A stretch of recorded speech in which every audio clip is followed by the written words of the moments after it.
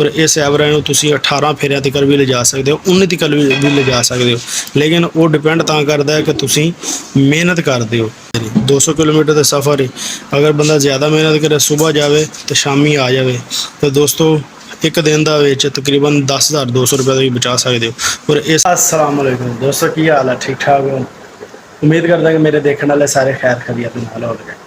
दोस्तों अज की वीडियो फैसलाबाद तो सरगोदा किन्ने किलोमीटर सफ़र बनता है, और अगर कोई बंदा शाहदौर जैक गड्डी चलाता है या पोटर गड्डी चलाता है तो उन्होंने किन्नी इस रूट पर बचत होएगी, की कुछ खर्चा है इस रूट पर, सारा कुछ तुहानू इस वीडियो में दसांगा। वीडियो एंड तक देखिया जे, बहुत ही फायदेमंद होने वाली है। छोटा जिहा रूट है तो बचत काफ़ी ज़्यादा है। चल के वीडियो स्टार्ट करते हैं।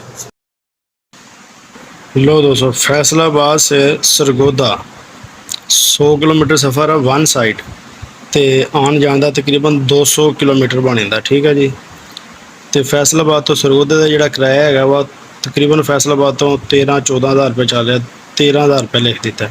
तो सरगोदे तो फैसलाबाद का जोड़ा किराया है वह तकरीबन 11-12 हज़ार रुपये चल रहा, असी 10,000 रुपये लिखता। ठीक हो गया जी।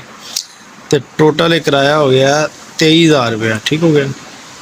तो हुण आ रही है जी खर्चे वाले पासे। डीजल 8200 रुपये का। ठीक हो गया। यानी कि 20 लीटर डीजल लगेगा, 10 किलोमीटर पर लीटर की एवरेज लाई है, तो 20 लीटर डीजल हो गया, तकरीबन कोई 8200 रुपये का आन जान का लगेगा।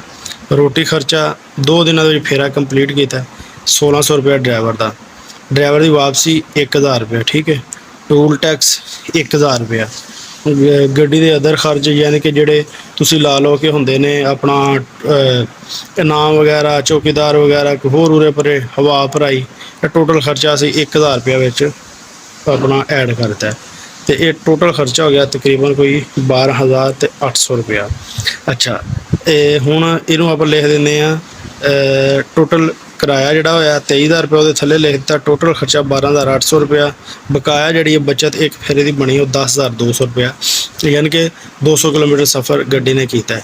तो अच्छा, महीने के गड्डी ने 15 चक्कर लाए, तो 10,200 ਨੂੰ 15 दिन ज़रब दी, तो 1,53,000 रुपया ये महीने की बचत बनी। ठीक हो गया जी। तो वो गड्डी का आयल वगैरह चेंज काम शाम या ड्राइवर की तनख्वाह काट के 1,10,000 रुपया बकाया बच गया। अगर तुम महीने के 15 फेरे लाते हो, तो मैं सरगोदे के ड्राइवरों के को पूछा, वो तकरीबन कोई दोस्तों महीने के कोई 17-18 फेरे और आराम के नाल ला लेंदे ने।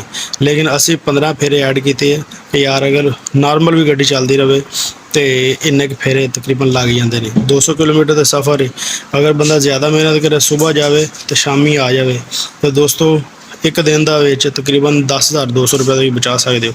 और इस एवरेज में तुसी 18 फेरिया तक भी लिजा सकते हो, 19 तक भी लिजा सकते हो। लेकिन वो डिपेंड तां करता है कि तुसी मेहनत करते हो। तो दोस्तों अगर किसी भरा दे कोल शाहदौर, पोटर, जैक कोई गड्डी भी है तो आ रूट पर चला के देख लवे। अगर तो दोस्तों वो बचत विच लगे कि वो बचत ज़्यादा आ रही है, वो गड्डी भी बच रही है, तो फिर दोस्तों इस रूट पर गड्डी चलाई जाए। माल तकरीबन आसानी के नाल मिल जाता है। सीजन के ज़्यादा माल होंगे ने, क्योंकि उधर माल्टे का सीजन होता है ज़्यादातर, तो गड्डियाँ अड्डियाँ तो शार्ट होंदियां ने, माल्टे तो भी चला सकता, लेकिन माल्टे के वज़न ज़्यादा होंदा है, तो इस वजह तो अड्डे ते चलावे तो भी कोई मसला नहीं। तो जे अगर उत्थे अपना माल्टे के सीजन के चल जाए तो किराए होर बहुत ज़्यादा होंदे ने। लेकिन माल्टा फैसलाबाद मंडी च भी आता है, लेकिन ज़्यादा परे जाता है पिंडी पेशावर वाली साइड पर।